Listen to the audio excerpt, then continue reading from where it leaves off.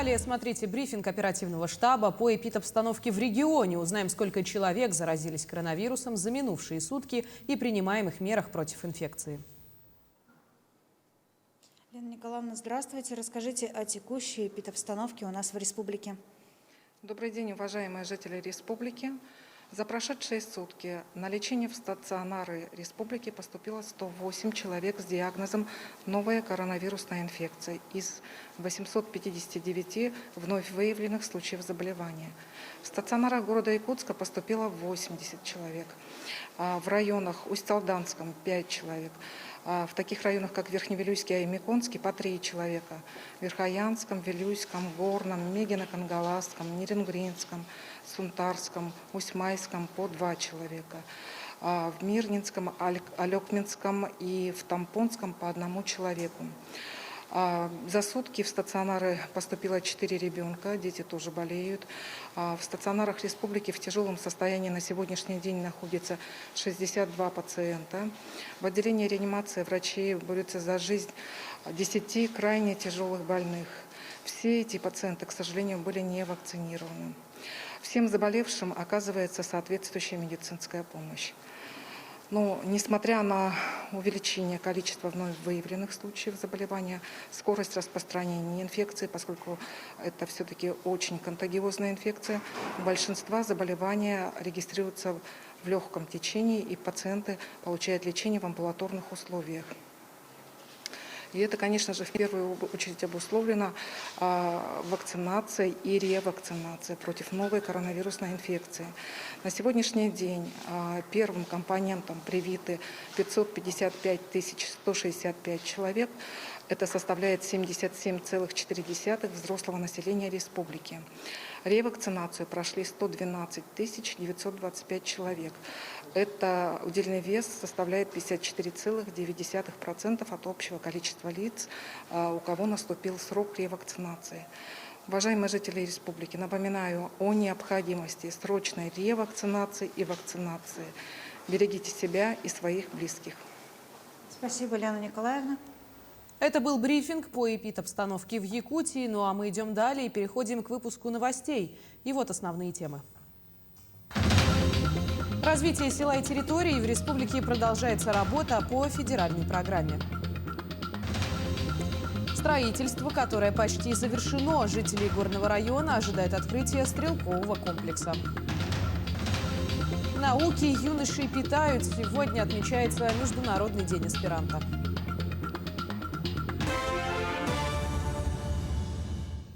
Заболеваемость коронавирусом в Москве достигла максимума за всю пандемию. Впервые в столице выявлено более 11 тысяч зараженных за сутки. У большинства заболевших диагностирован штамм омикрон. Подробности узнавала Яна Пашаева.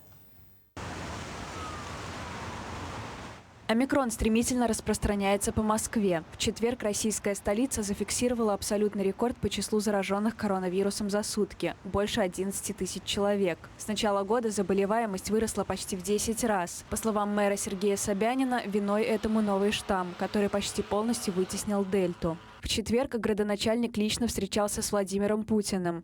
В ходе закрытой части беседы Собянин доложил президенту о ситуации с коронавирусом и как справляется система здравоохранения.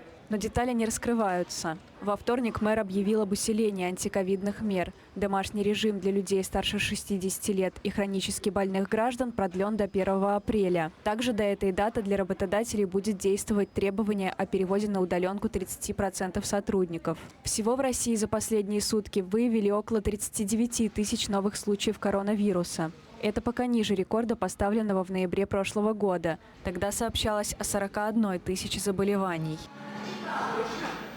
В аэропорту Якутска продолжают проверять прилетевших на наличие коронавируса. 21 января в столицу республики прибыло 3 рейса из Москвы. Добровольное тестирование прошло всего 187 человек.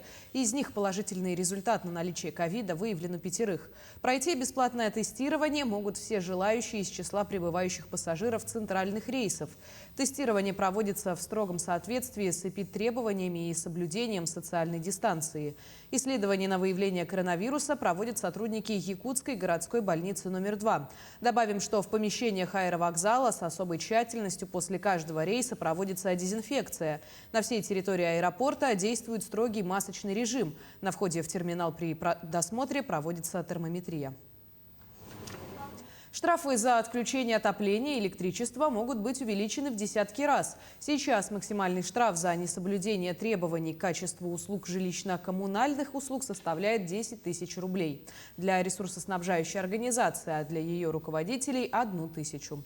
Депутаты считают, что такие санкции несопоставимы с нарушением прав граждан, которые исправно платят за горячую воду, отопление и электричество. Они предлагают увеличить штрафы до 50 тысяч за первое нарушение и до 200 тысяч за повторное. Законопроект с такими нормами Государственная Дума приняла в первом чтении на пленарном заседании 20 января. Поправки в Кодекс об административных правонарушениях разработаны группой депутатов. Они отметили, что наказания за ненадлежащее качество коммунальных услуг не менялись с 2007 года. Банк России предлагает ввести запрет на выпуск, майнинг и обращение криптовалют. Центробанк считает, что в стране нельзя игнорировать нарастание рисков, связанных с криптоактивами, учитывая, что российский рубль не является резервной валютой. Также по этому решению регулятора банкам нельзя будет вкладывать свои деньги в цифровые активы, а операции по покупке и продаже криптовалют за реальные деньги необходимо блокировать. Для россиян же предлагают ввести ответственность за покупки в криптовалюте. В Центробанке уточнили, что в настоящий момент на Россию приходится 11% мощностей для майнинга биткоина. Страна занимает 3-е место в мире по объему добычи криптовалют. 13 социальных объектов, в том числе 4 школы и 3 детских сада, будет построено в этом году в рамках федеральной программы развития сельских территорий. Также будет введен в эксплуатацию спортивный комплекс с плавательным бассейном в Сунтарском районе. В некоторых селах проведут газопроводы и уличное освещение. По программе развития сельских территорий также предусмотрена подготовка кадров и социальная поддержка сельхозработников. В целом в Якутии на реализации работы с федерального бюджета выделено 1 миллиард 333 миллиона рублей, а из республиканской казны 27 миллионов. Индивидуального жилищного строительства предусматривается расширение категории, которые будут получать эти субсидии по выплате. Это туда входят работники ветеринарной службы. И с последними случаями, большими пожарами, постановочный вопрос республики было включить и работников лесного хозяйства. Поэтому работники лесного хозяйства тоже имеют уже право получить эти социальные выплаты по найму жилья. По подготовке кадров сельхозтоваропроизводители могут направить своих работников учиться на платной основе. Это возмещается с федерального бюджета по этой программе. И тоже хотел бы сказать, что даже производственную практику, когда проходят молодые специалисты, студенты проходят, тоже возмещение идет с федерального бюджета. Тем временем в Горном районе заканчивается строительство универсального стрелкового комплекса с интернатом на 50 мест. Строительная готовность самого здания тира закончена. На сегодня строители ведут работы по завершению внутренней отделки интерната. Покрашены стены, облицованные плиткой кабинеты, санузлы и полы. Установлен лифт. Здание интерната трехэтажное с общей площадью более 1500 квадратных метров. На первом этаже расположены хозяйственные объекты, включая столовую с прилегающей к нему цехами. На втором и третьем этажах будут располагаться жилые комнаты. На данный момент работы производят где-то 95%, даже может быть выше. В основном идут сейчас окончательные работы, отделочные и внутренние работы. Вот электричество был, подключение к энергосетям. В принципе, все, тепло есть, все есть.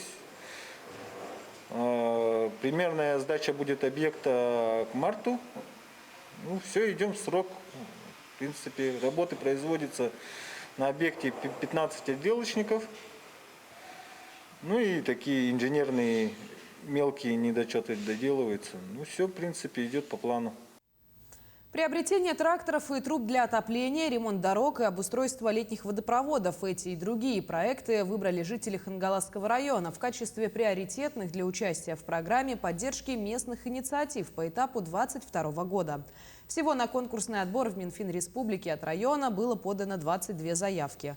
Как выяснилось, хангаласцев больше всего волнуют вопросы теплоснабжения. Сразу 4 муниципалитета подготовили проекты по приобретению труб для отопления. Лесные пожары прошлого года подтолкнули жителей 3 наслегов выбрать проекты, направленные на пожарную безопасность.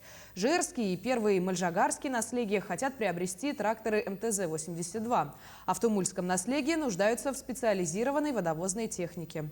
Также ряд проектов был связан с водоснабжением, водоотведением и обустройством дорог. Еще пара заявок была на тему благоустройства.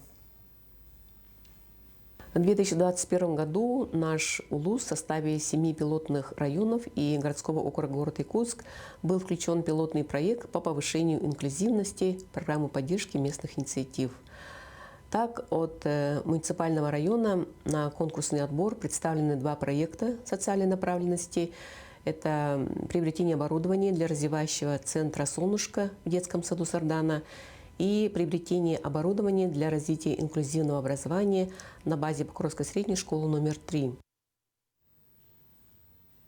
Сегодня, 21 января, отмечается Международный день аспиранта. Выбранная дата имеет символическое значение. Именно 21 января в 1925 году Совнарком РСФСР утвердил 2 важных документа о подготовке научных работников. Сейчас в Северо-Восточном федеральном университете обучается 272 аспиранта. Среди них Марфа Егорова. Она изучает способ получения углеродной точки из сажени бересты. Для этого сажень опускается в раствор с аммиаком, затем отправляется в автоклав с температурой до 200 градусов по Цельсию.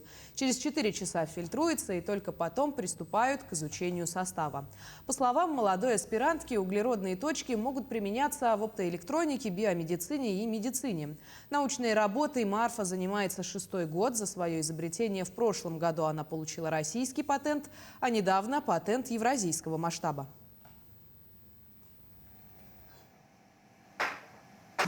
Углеродные точки – это углеродный наноматериал, углерод, содержащий наноматериал,